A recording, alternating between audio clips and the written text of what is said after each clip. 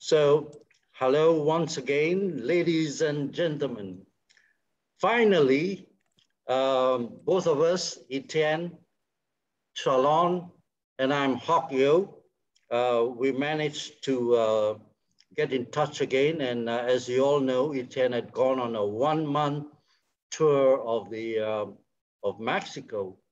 So he's back and settled very fast, I must say.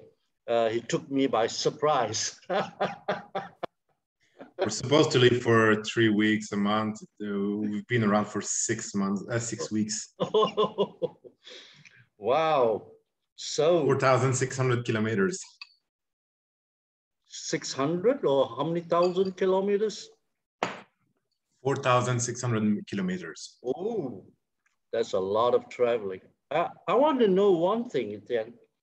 So you see, when I drive, the maximum number of hours that I can concentrate well and not feeling dopey, sleepy, is just about 3 hours. All right. Yeah. So what about you? How do you manage? I'm sure you had long stretches in your drive. How do you manage to keep awake? I plan on, I generally was planning about 3 hours of drive per day. Aha.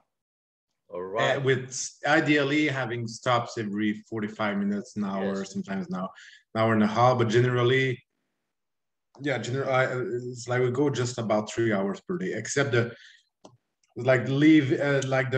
first part and the last part to come like in the closer areas, and I've been like driving longer highways, but generally was planning about 3 hours a day. Right. Yeah. I was thinking you probably log in about maybe 6 hours in one go or something like that. But anyways, On the at the beginning of it. all right. All right. What about petrol or gasoline? Do you have problem in that part of the journey? No. Oh, that's good. That's amazing. Because I was always scared when traveling to many places unknown is where is the next gas station? Actually, they can do a lot of road on the gas tank. A lot Oh, of road. right. And how are the road conditions in the parts that you travel? So you get to okay, yeah. We've been to different places. Tabasco people drive like crazy. So we got to it's like we crossed. We're in Yucatan. We cross Campeche. We get to Tabasco. It's like the energy is like red ants. Oh, People are like red ants and just completely crazy. And there are alien bases under Tabasco. There's some like human bases that are directly connected to Mars. I don't know exactly, but actually a lot of the natural resources and manufacturing of Tabasco seems to come from Mars. I'm not quite sure how is the communication back and the transport back and forth from Mars. Is it through some like shipments passing through the lunar moon station, or do they have a portal? Maybe they have like some cargo ships going back and forth probably. But the energy is directly related to Mars energy, and it's kind of like feel like red ants. But it's like the drive on the highway. I'm driving. I have a big truck heading at like maybe 120 kilometers an hour in my lane on my way. I'm like I have to put my brakes on or really, really move on the side of, no, okay, I had to brake because it's like they just double, but don't care if there's someone going the other way. Even big trucks happen like 3 or 4 times. crazy, crazy. And lots of dead dogs on the road. Really? Yeah, actually, yeah, leaving Tabasco, it was rainy. I had to kind of like pass a small bridge. There was a dead dog, and there was a car passing by, so I had to brake. And the motorbike behind, Sleepy Road, couldn't brake and pump in the back. Oh, oh, oh. So I survived the road condition, but the dog got Tabasco dogs got. Well, actually, I think it was after crossing to Veracruz. But yeah, and topes and batch like big topes is like through bumps to reduce the speed, and big holes, bumps and holes, bumps and holes, bumps and holes. And we got to Veracruz. Yeah, in Veracruz, went to the peak of Orizaba volcano. Wake up 5 o'clock in the morning. So Orizaba town's at 1,800 meters of altitude. We go to Pico de Orizaba. There's like some cabins there. It's at 3,300 meters of altitude. So we have to go 2,000 meters up by car in about 1 hour. 1 hour drive going 2,000 meters up. Then I have to wake up at 5 a.m. and take a horse to climb another 1,000 meters up. Wow, exciting, honestly. So from motor car power to real horsepower. I love horse riding, really. Yeah, we've done some horse riding. Yeah, and you know what? I realized one thing. You see, when you're driving, you are in control. You want to go right, you want to go left. But the horses that I rode, I realized one thing. I wasn't in control. I wanted to go right, and this fella, I remember, he just steered away from the track, you know. So I realized, uh-oh, I'm not driving. I've been driven. You got to have a good rapport with the horse, I realize. And if the horse knows that you are a newbie, he will take advantage of you. They have this sense, you know. I think it's real because well, kids have the same sense. Yeah, there's a sense that this guy is a new fella, you know. He hasn't ridden a horse before. So, in one of your posts about your journey, what intrigued me was actually the pothole that caused you the puncture, and I could detect some serious negative energy coming from the hole. Can you tell us more about that part? Yeah, you were asking about the road conditions. So after Orizaba, go back to Cordoba. Then we wanted to drive through the mountains to get like to under highway passing through the mountain. But there's almost very few places to sleep. So I actually found a town. I actually didn't know the town was even there with hotels. So slept in Zongalica to go to Cascada Atlahuitzia. That's like 1.5 hour drive, and roads. My car definitely doesn't pass through those roads. So we need to get like another truck to do that road. And from there it's like a little bit of asphalt road, but then we just fall in pure dirt roads for a long while. I'm going through a lot of roads to try a lot of gorgeous places, and then we get to the border of Vera. Like actually, we crossed into Puebla, then crossing to Oaxaca. So at the border of Oaxaca, Puebla, and Veracruz, the bridge was broken since last March. Oh. So we stayed with the family for 3 days. Actually, since last March was broken, but the machines repaired to finish repairing it was supposed to come that day. So we stayed there, didn't come. Actually, the machine came the day that we left. Oh. And we just say, well, yeah, it's not gonna be now for a while. But we had to drive a long, long while to try to find some kind of highway. So then my priority is like, where can I find a highway? So past the bridge, like not too hard, could get to a highway. But other than that, had to come back very long way. It was like, so we've been driving like 3 hours in dirt roads to try to find back a highway. I got out of there. Oh, finally some highway. Never been so happy to find a highway. Yeah, what a relief. Then got to Oaxaca. Like we all got sick. Oh, actually, we got to Veracruz. We all got sick. Vomiting diarrhea, all 3 of us. Got to Oaxaca. We all got sick again. We actually just stayed on the side of Oaxaca. Didn't even go into the city.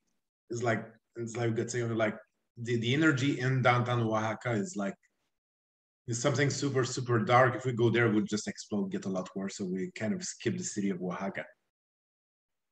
And then we actually lost one tire right before leaving. Oh. Because of the rain, like big pothole in Playa. I lost one of my tires, exploded before. And then two more tires on the way back from Oaxaca towards Chiapas. So I lost 3 brand new tires out of the 4. What an adventure! And yeah, so we lost a tire. Had to take. I actually had have like with the insurance have assistance. Yeah. So called the assistant. They sent like a towing. Yeah. So I had to wait a couple of hours. Come here, take up the car. Bring. We lost 2 tires. We have one spare tire. So yeah, you commented it. If you know how to count, one spare tire doesn't help you when you lose 2 tires in a pothole. With the towing, they bring us anywhere 80 kilometers around. So next town is 20 minutes further down the road. Got there, no tire. It's like we're not gonna find it there. So he tells me, well, you're gonna have to go Ariana town. It's like so that's another hour drive.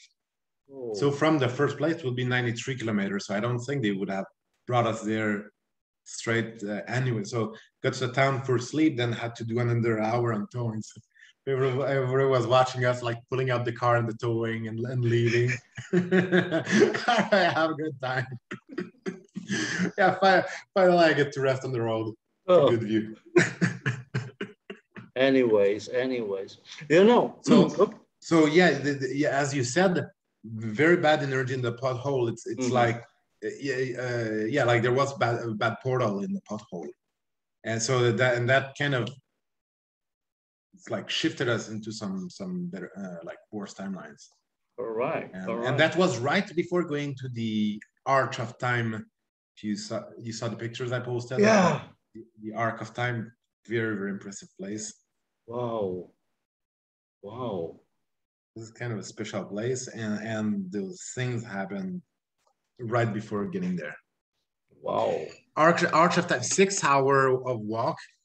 6 hours. So Sophia, and not 6 hour walk, 6 hour steep hills and rocks. So Sophia, she did 2 hours on the way on the horse, but the last part the horse cannot go, so we need to go walking. So she did 2 hours, like 4 hours by horse and 2 hours walk, but 2 hours walk on the worst part. Wow. To go down there. On the right season, then you can take a cord to go down, but now the water is too high. Right. So yeah, had a good time. And how did you find out about this place? What is a time tunnel, or what arc of time? I just look at I look on Google Maps. Find out, and I find a couple of places I want to go. I dress a road and then look everywhere that's along the road I'm going. Right. I see. Now, did any time you encounter heavy fog in a mountainous area? Yeah, we're in Veracruz, dirt road, and then sometimes like the fog would come in. But not too bad, but yeah, a couple of times we got a couple of times it was getting foggy. Okay, because I asked this because my GPS saved me a lot of trouble, big trouble one day when I was going up in our hills, which I usually do at the end of the year. One day, it's not a fog, Etienne. I call it clouds, because if you are on the lowland, you see the clouds cover the hills, all right? Yeah, so, we've been in the clouds a few times too.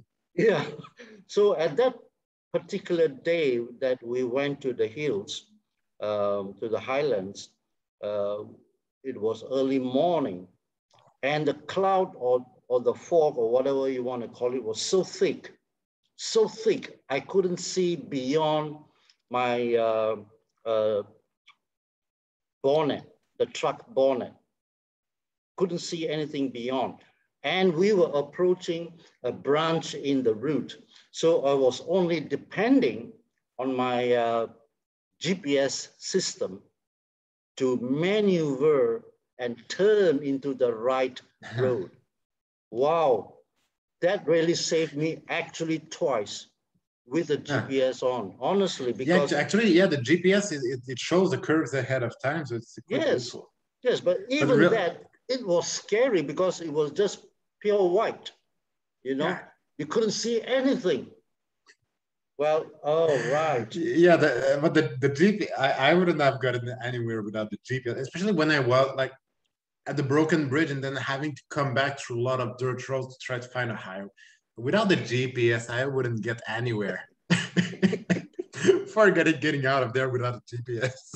Yeah, honestly, this is a technology we really need when we venture out places unknown to us. By the way, all that part in the mountains, like in the dirt roads, were without signal most of the time. And actually, a lot of the roads in between, it's like a lot of the roads we've been without signal, completely out of signal. So when I lost 2 tires, I can't believe that we actually had signal in that road. That was a very, very long highway between Oaxaca and Chiapas, very long road, and actually had signal to call the towing. I mean, a lot of other places we could have gotten broken tires in the bad shades without cell phone signal. I tell you. So that's actually quite impressive. Now we can laugh, but when you were there, I'm sure you're relieved that you had a signal. Yeah, because a lot of the places been without. It's like what now I can say that I know a lot more about how Mexico is, but a big part of Mexico is without cell phone coverage. Like even like you go to the north of Veracruz, there is the very nice road on the coast. That entire area, even the cities, are without cell phone signal. All the mountain areas without cell phone signal. Wow. A lot of between the like on big highway between it's like in a lot of the highways will be without cell phone signal. So a lot of the Mexico is not covered. A lot of people live without coverage. Also, what I saw is that a lot of people, it's in many areas of Mexico, asphalt road is kind of a luxury. I see. Go to Zongalica, and then there's like 1 hour and a half in dirt roads to get to the waterfalls, and there's actually a lot of people living down that road that even my car wouldn't get there. You need a car with like higher tires, like a higher car, and it needs certain vehicles to be able to navigate that road, because if the car's too low, forget it. And a lot of people are living there. I'm like, what's the idea of going to live there? But actually, I'm realizing that 20 years ago, most of Mexico was like that. So it's asphalt roads, like some people have, it's kind of a modern luxury of the past 20 years. And in 20 years, they're going to get asphalt roads. But for now, it's kind of like in the transition. Some people have asphalt roads, others are still in it's like very rocky dirt roads. And a lot of people are still living that way. Amazing, really, right. So I see that you are now really back into action. Dealing with lots of stuff. Could you give a little bit of an update on the latest in your work? Yeah, so there's been, while we've been traveling, it's like it moved a lot of energies, and there's been a lot of timelines shifting. So like if you have problem, cannot solve it anyway. Yeah, but might as well just go on a road trip, have fun, have a good time, and shift your energy, and it's gonna shift things around. And that moved a lot of energy all the places we've been to. Yes. I'm back I believe so. I believe so. It's a very good and serious idea to think of. And you cannot do international travels. Yeah. So, but there's a lot of things you can see in your own country. Yeah. Doing a road trip, all the best places, really, you're not gonna get there with public transport. Yeah. Yeah. The best places, you need to have a motorbike or car. You need to have your own vehicle to get to those places that are off-road. You look on Google Map. Actually, if you type attractions in Google Map, it's going to show many of the main attractions, and again, then can find dress a road where you want to go, and then look more closely at the map and look at all the places that are interesting along the way, like waterfall, hot springs, mountain views, like viewpoints, museum. Like a lot of the museums were closed, so didn't do too much. Archaeological sites, alien bases, islands, beaches. Alien bases, you got to use your GPS here. No, but you can sometimes you can detect stuff with your third eye. That's under certain mountains. Yeah, yeah. So yeah, and yeah, you can dress a road like that. Can leave for a month. So you cannot travel abroad. You can explore your own country. So that's just one idea.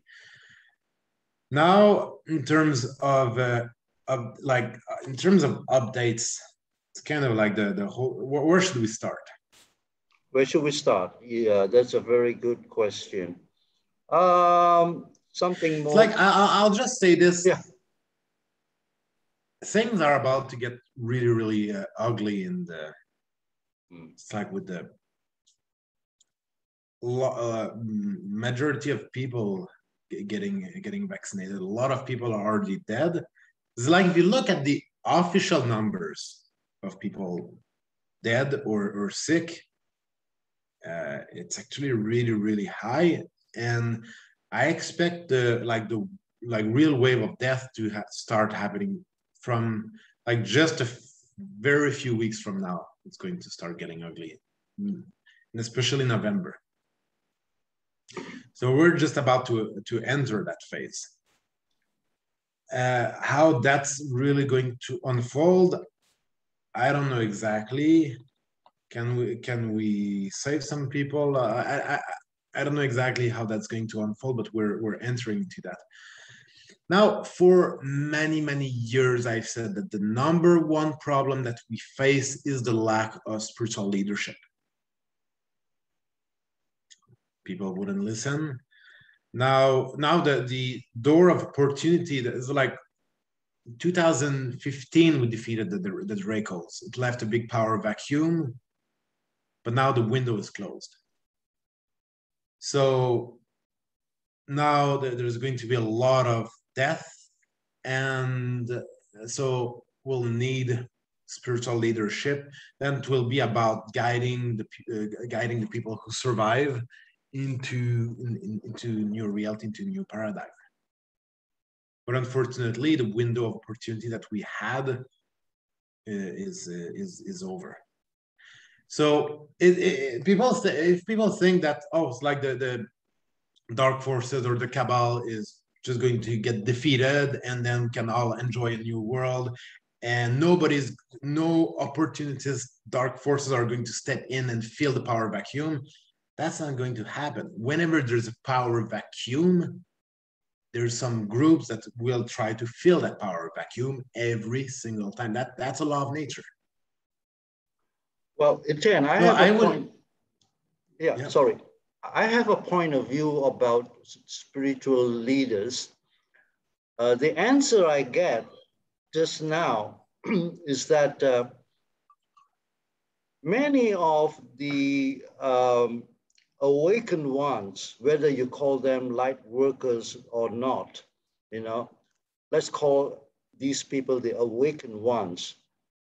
These are the people in their geographical area that's going to be having a calming effect on the neighborhood population.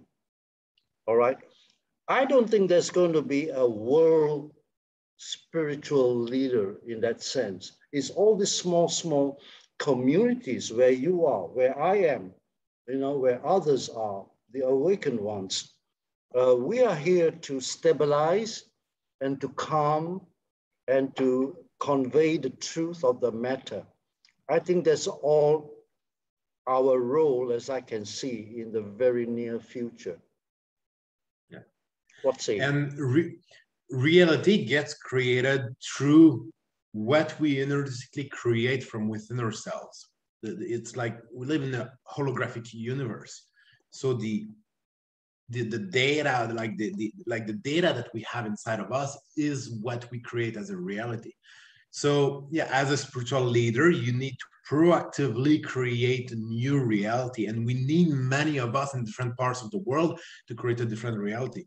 Now, a lot of places are going to go into very heavy chaos because I'm doing very heavy work in my area in Mexico. This area is probably not going to get affected so much because I'm proactively creating a different reality. So the leaders who proactively, like one leader who proactively creates a better reality might save 1 million people around him. I see. So yeah, so we need to be different people and getting together to create a new reality from there, but not just like meditating and say everything is going to be fine, but actually proactively creating a new reality so that the old one becomes obsolete. I see, yeah.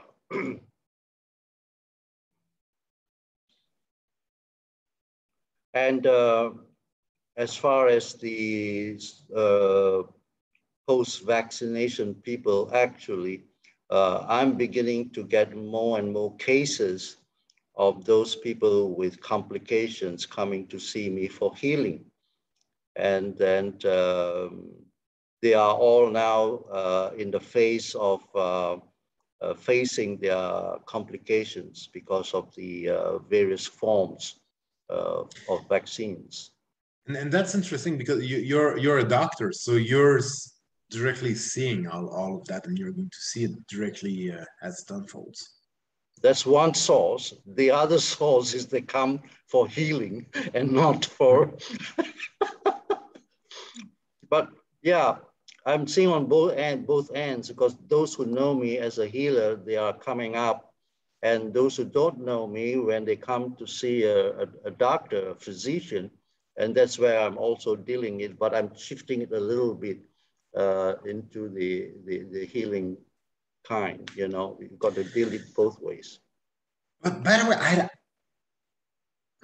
it's like a very like thing about the vaccine. Why do so many people get vaccinated? If I look at the official narrative, so the vaccine does not prevent you from getting infected, does not reduce the spread of the virus in any way. It's not going to reduce the infection or like reduce the infection curve or anything. All it does is reduce the apparent symptoms. Correct. Which means that if you do get the virus, you think it's just like it's not too bad. You just have like a cold or something, and then you're actually going to spread it more. Yeah. So according to the official narrative of what it's supposed to do, it does not in any way reduce the infectiveness of the virus. It actually increases it. Exactly. You are correct. It doesn't even pretend to. Yeah. So that's amazing because just like you, I'm wondering, how did this all happen? And it's not in one country, it's the whole world is involved. And each government propagate the same lies Yeah, but as I said on last December, like on last Christmas, the like the Ultraverse demons, the force attacking, they actually they tried to replace every world leader, not just on our planet, but across all the planets and all the main planets in the universe. And they didn't fully succeed, but it wasn't very far. And so a lot of the leaders, they just got replaced. Now all of those so that kind of like hijacked the people got in. We pulled out most of them out. So I haven't seen too many non-humans lately. As I was traveling, I didn't really see non-humans like I was seeing before. Maybe because of the work of pulling them out. But the narrative still continues nonetheless. Yeah. Now, on a slightly different topic, lately I was not able to communicate with guides, federations, it's kind of like not able to communicate with anyone. So I realized there was an AI trying to take the place of Source. So so I actually cleaned it. I think it's like right now maybe 70% cleared. So that AI was really like corrupting Source at the source and hijacking the higher realms. Now I've been doing some big cleanup on that. So now I'm already seeing things a lot more clearly. Now and last night I was looking, kind of like scanning across the universe for other groups, Federation, Angels, Alchemists, and all I saw was chaos and desolation. And that's not counting that there's 25% of the universe, the entire Andromedian sector is frozen in time. And freezing 25% of the universe, that's actually slowing down our perception of time also. But other than that, it's just like all the other planets are affected just as much as we are. So that's why we're not getting much support from elsewhere, because the higher realms being hijacked to prevent communication, to keep everyone isolated, and all the other planets are going through the same thing. So they're busy they're busy going through the chaos just as we are here. And I was seeing every planet of the Orion Federation was like trapped in bubbles. So I think I've been able to kind of like remove those seals. We'll have to wait a couple of days and see how it is. But yeah, like a lot of the planets were like entirely isolated in bubbles. That's kind of the situation out there. So yeah, it's happening, yeah, in every country, but it's not just here either. Well, I realized that, as you have mentioned, that first of all, I thought it was only planet Earth, but now I realize it's the entire universe, all and not just the universe either. All locked in the battle, and it's still going on. It's still going on. But on the flip side, between like the light forces and the dark forces, at the Ultraverse level, about 99.99998% of it has collapsed, because it was like completely crap. So we're in the remaining part of it. But if the Ultraverse as a whole is resetting at that scale, it's like we as a planet, like we're not just gonna keep going as nothing's happening. So yeah, like there's a big reset that's happening. Yeah. Wow. That's another perspective to keep in mind. So the dark forces are it's kind of like collision between the light force and dark forces, but the dark forces, they're also taking a lot of blows. It's just that our worlds are colliding.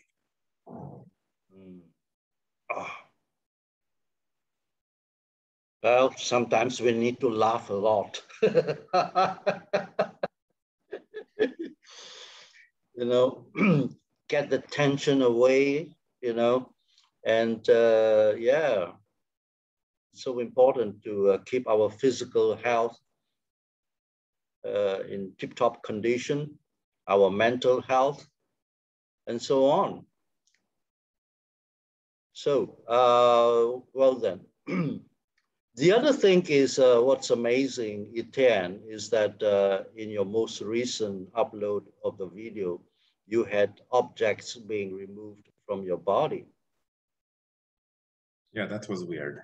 It was really, really weird. And then, but in our perspective over here in this part of the world. But if someone wants to know what we're talking about, I just uploaded another Journey to the World video. Journey to the World, Playa del Carmen, Belly of the Beast. That's the title of the video. That's his most recent video, where he pulled out objects, solid objects from your body and from your daughters as well. Wow. In our point of view over here, it's witchcraft. Yeah, and there's been a lot of witches around here. It's been a big issue. A big issue up until last October, when they say, okay, they couldn't neutralize or kill us, and then they moved to phase B and focus on everybody else, and then things calm down over here. Mm-hmm. But others started struggling more. Yeah. Oh yeah, that was right before the right before the Biden elections that they shifted their focus. Oh, all right. Okay.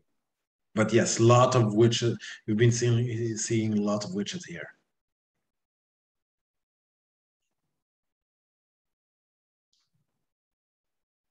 So it's been a huge encounter, and so many things happening. Well, you have any more news, Etienne? A lot of news. Just pick one. Yeah, just trying to just give me a second, see what's.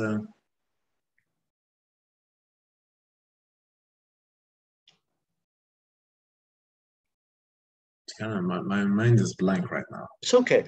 Well, the info I got, honestly, is that this winter is going to be very, very cold. Very cold? Very, very cold.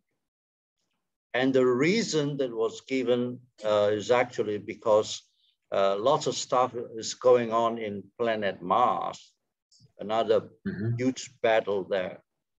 And then the negative forces have actually dug in and staying in underneath Mars. So the final onslaught is to direct the sun's energy towards Mars. So a lot of sun's energy will be sort of shifted away from our Earth. And therefore, this winter is gonna be severe. That's what I was told. Okay, that's interesting. We'll see. Oh, yeah, I was looking like, how are things going to unfold from here? And what I was seeing is that the it's like planet Earth really wants to cleanse itself, like with or without us.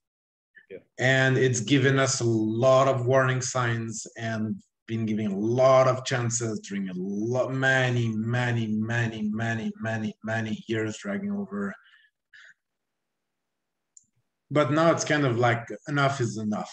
So, because when I got to Chiapas, I was seeing like the lady cleaning the laundry. She told me that actually she lost three people around her died of COVID. Like three people around her, and she was very, very sad about that. I was looking at, yeah, indeed, Chiapas seems to have been hit particularly strong by the virus. I was looking, so why is that? Is it because like the energetic infections or dark forces? And then became clear there's another element we haven't identified yet. Oh. I was looking at it. Actually, the other element is Gaia. So Chiapas is like in the mountains and very connected to nature. So Gaia is is stronger over there. And from what I see, like we've been trying to cleanse out the virus and greatly reduce that. But what's left of the virus actually seems to be 91%, like 91.5% under Gaia's control. So Gaia is actually using the COVID as a way to cleanse herself. Wow. So if you want protection from the virus, actually you need to connect with Gaia, with our Mother Earth, and ask for if you can have her protection, and to ask her to show you unresolved karma that you have, and actually to ask Gaia and to ask God to assist you in resolving the karma that prevents you from getting her protection. That is so important.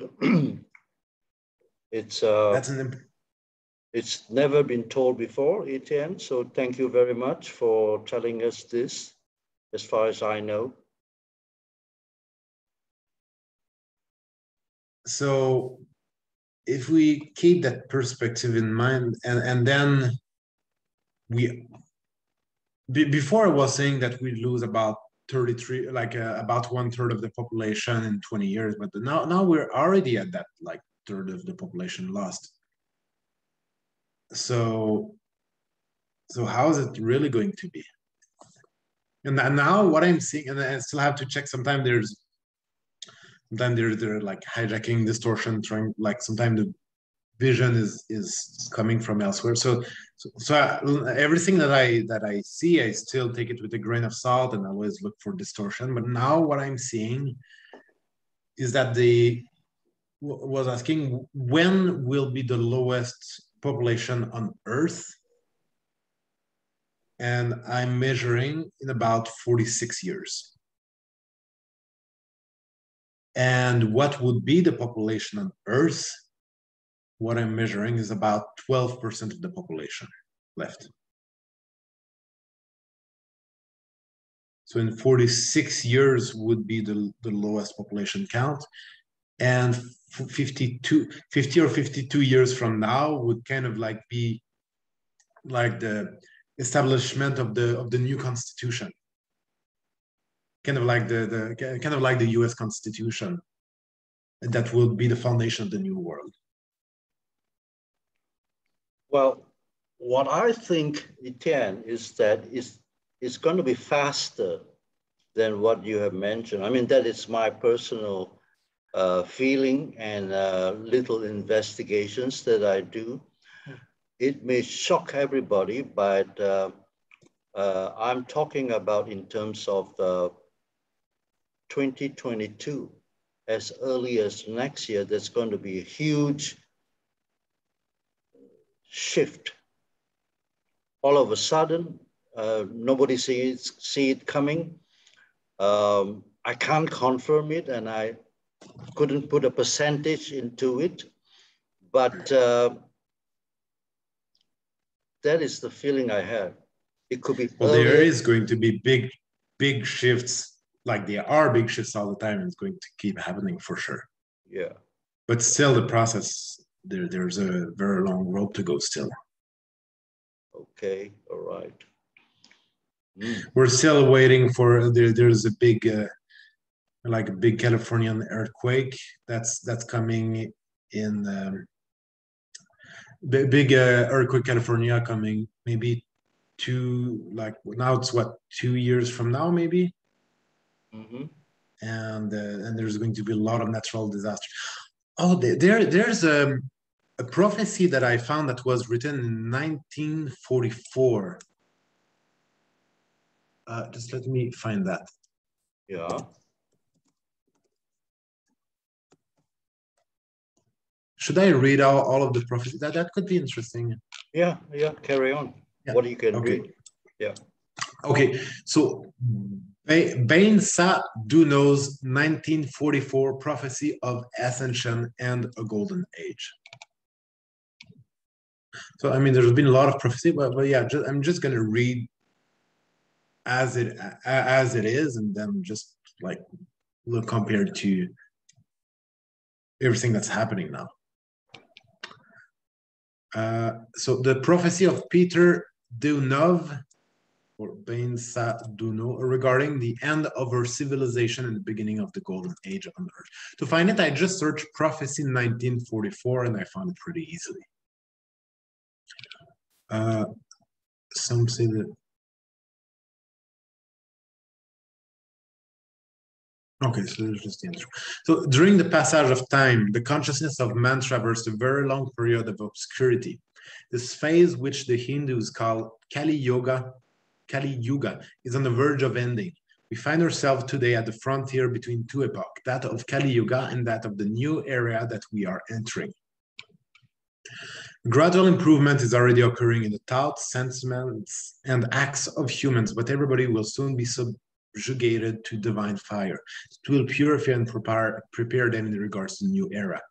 Thus, man will raise himself to a superior degree of consciousness, indispensable to his entrance to new life. That is what one understands by ascension. Some decades will pass before this fire will come, that will transform the world by bringing it a new moral. This immense wave comes from cosmic space and will inundate the entire Earth. All those that attempt to oppose it will be carried off and transferred elsewhere. That already happened. Not completely done, but transferring people elsewhere, that's already underway. Although the inhabitants of this planet do not all find themselves at the same degree of evolution, the new wave will be felt by each one of us. And this transformation will not only touch the Earth, but the ensemble of the entire cosmos. The best and only thing that man can do now is to turn towards God and improve himself consciously to elevate his vibratory level so as to find himself in harmony with the powerful wave that will soon submerge him. The fire of which I speak that accompanies the new conditions offered to our planet will rejuvenate, purify, reconstruct everything. The matter will be refined, your hearts will be liberated from anguish, troubles, incertitude, and they will become luminous. Everything will be improved and elevated. The thoughts, the sentiments, and negative acts will be consumed and destroyed. Your present life is a slavery, a heavy prison. Understand your situation and liberate yourself from it.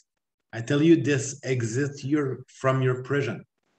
It is really sorry to see so much misleading, so much suffering, so much incapacity to understand where one's true happiness lies. Everything that is around you will soon collapse and disappear. Nothing will be left of this civilization nor its perversity. The entire earth will be shaken and no trace will be left of this erroneous culture that maintains man under the yoke of ignorance. Now note what it says.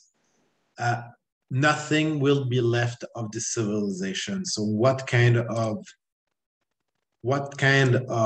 dead-end scenarios do we need to get into so that no trace is left of our society? Because the way things been heading before, yeah, people might shift 15 degrees, 20 degrees when we really need a 65 or an 85 degree shift. And doesn't pass that way. So earthquakes are not only mechanical phenomena. Their goal is also to awaken the intellect and the heart of humans, so that they liberate themselves from their errors and their follies, and that they understand that they are not the only ones in the universe. Our solar system is now traversing a region of the cosmos where a constellation that was destroyed left its mark, its dust. This crossing of a contaminated space is a source of poisoning, not only for the inhabitants of the Earth, but for all the inhabitants of the other planets of our galaxy. Only the suns are not affected by the influence of this hostile environment. This region is called the 13th zone. One also calls it the zone of contradictions. Our planet was enclosed in this region for thousands of years, but finally we are approaching the exit of this space of darkness, and we are on the point of attaining a more spiritual region where more evolved beings live. The Earth is now following an ascension movement, and everyone should force themselves to harmonize with the currents of the essential. Those who refuse to subjugate themselves to this orientation will lose the advantage of good conditions that are offered in the future to elevate themselves. They will remain behind in evolution and must wait tens of millions of years for the coming of a new ascending wave. The Earth, the solar system, the universe, all are being put in a new direction under the impulse of love. Most of you still consider love as a derisory force, but in reality, it is the greatest of all forces. Money and power continue to be venerated as if the course of your life depended on it.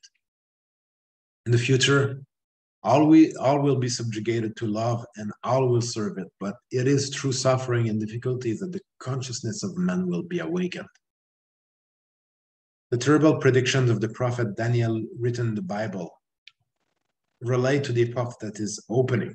There will be floods, hurricanes, gigantic fires, and earthquakes that will sweep away everything. Blood will flow in abundance. There will be revolutions. Terrible explosions will resound in numerous regions of the earth.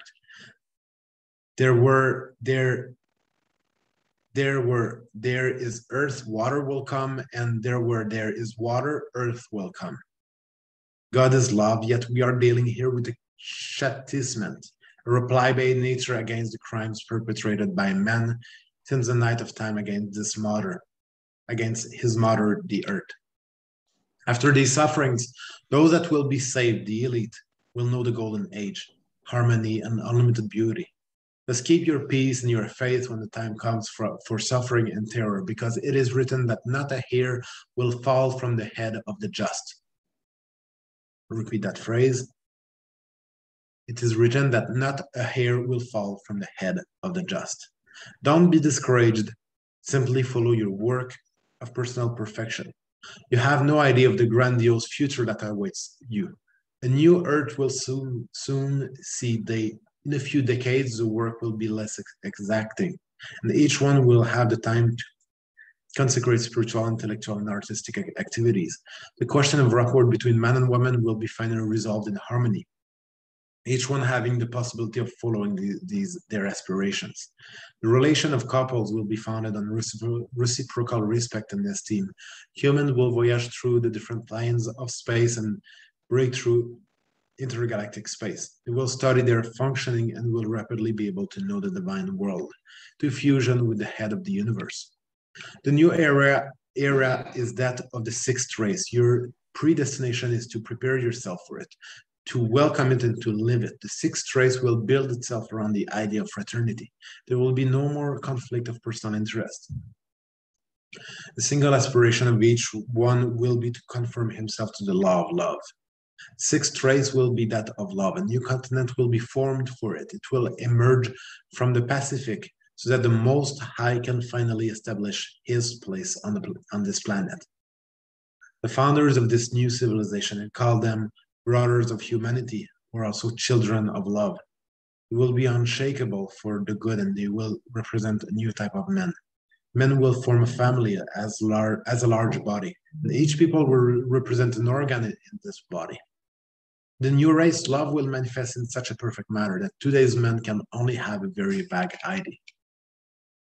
The earth will remain a terra and favorable to struggle, but the forces of darkness will retreat and the earth will be liberated from them. Humans, seeing that there is no other path, will encourage themselves to the path of the new life, that of salvation. In their senseless pride, some will, to the end, hope to continue on earth and live that the divine order condemns, but each one will finish by understanding that the direction of the world doesn't belong to them. A new culture will see the light of day.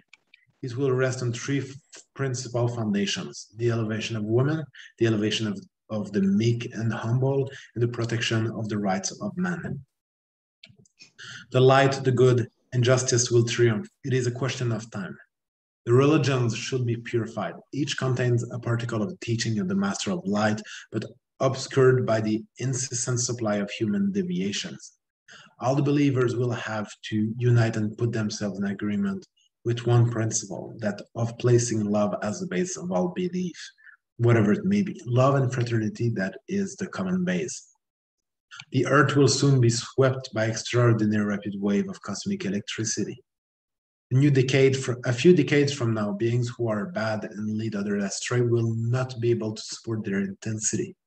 They will thus be absorbed by cosmic fire that will consume the bad that they possess. Then they will repent, because it is written that each flesh shall glorify God. Or Mother the Earth will get rid of men that don't accept the new life. She will reject them like damaged fruit. They will soon not be able to reincarnate on this planet, criminals included. Only those that possess love in them will remain. There is not any place on earth that is not dirtied by human or animal blood. She must therefore submit to a purification. And it is for this that certain continents will be immersed, while others will surface. Men do not suspect what dangers they are menaced by. They continue to pursue futile objectives and to seek pleasure. On the contrary, those of the sixth race will be conscious of the dignity of their role and respectful of each one's liberty. They will nourish themselves exclusively from products of the vegetal realm. Their idea will have the power to circulate freely as the air and light of our days. The word, if you are not born again, apply to the sixth race. Read chapter 60 of Isaiah. It will relate to the coming of the sixth race on sixth race, the race of love. Just a comment. It says that their ideas will have the power to circulate freely as the air and light of our days. 1944. That's way before the internet existed. Yep. By the way. Really? Yeah. Wow. After the tribulations, men will cease to sin and will find again the path of virtue. The climate of our planet will be moderated everywhere, and brutal variations will no longer exist. The air will once again become pure, the same for water. The parasites will disappear. Men will remember their previous incarnations, and they will feel the pleasure of noticing that they are finally liberated from their previous conditions. In the same manner that one gets rid of the parasites and dead leaves on the vine, so act the evolved beings to prepare men to serve the God of love. They give to them the good conditions to grow and to develop themselves. And to those that want to listen to them, they say, do not be afraid. Still a little more time and everything will be all right. You are on a good path. May he that wants to enter into the new culture study consciously work and prepare. Thanks to the idea of fraternity, the earth will become a blessed place, and that will not wait. But before great sufferings will be sent to awaken the consciousness. Sins accumulated for thousands of years must be redeemed. The ardent wave emanating from on high will continue in liquidating the karma of people. The liberation can no longer be postponed. Humanity must prepare itself for great trials that are inescapable and are coming to bring an end to egoism. Under the earth, something extraordinary is preparing itself. A revolution that is grandiose and completely inconceivable will manifest itself soon in nature. God has decided to redress the earth, and he will do it. It is the end of an epoch. A new order will substitute the old, an order in which love will reign on earth. Peter Deunov, Propos on the Future, 1944. That was very detailed. Yeah, a lot of details. And it says a few decades. Where I don't know what he really meant by a few decades, but now we're 80 years later. It looks like if he just wrote that, it's like a couple of years ago. Yeah. It's like what he wrote 80 years ago perfectly applies to 2022 and 2021. Yeah. Fantastic. And what do you measure in terms of accuracy of what he wrote 80 years ago?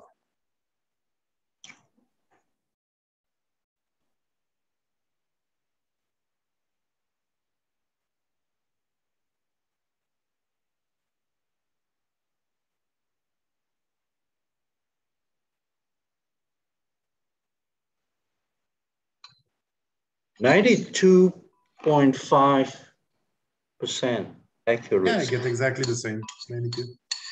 Wow, wow. Gosh. Fantastic.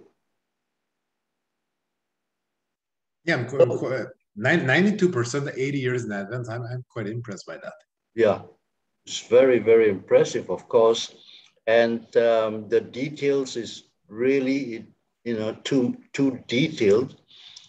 I've never, ever heard of a new continent emerging from the Pacific. That's the first time I heard that. But Etienne, that a new landmass would emerge is I've known this for some time. I can't recall how did I know it, read it somewhere or what, but I'm expecting that actually. Okay. They call it the rise of Atlantis. The right. Okay. Mm-hmm. So I'm curious. So I'm curious. How long would it take for that continent to emerge? 200 to 500 years? I think that's not going to happen overnight. No, not overnight, but I think the process has already started. Yeah, and if there's some big earthquakes, yeah, that could accelerate things. Yeah. So when we have more earthquakes in a magnitude of 6 and 7s, and in places where there shouldn't be any earthquake activity, then that's a sign, because I was told that there will be earthquakes in areas that never had earthquakes before. All right.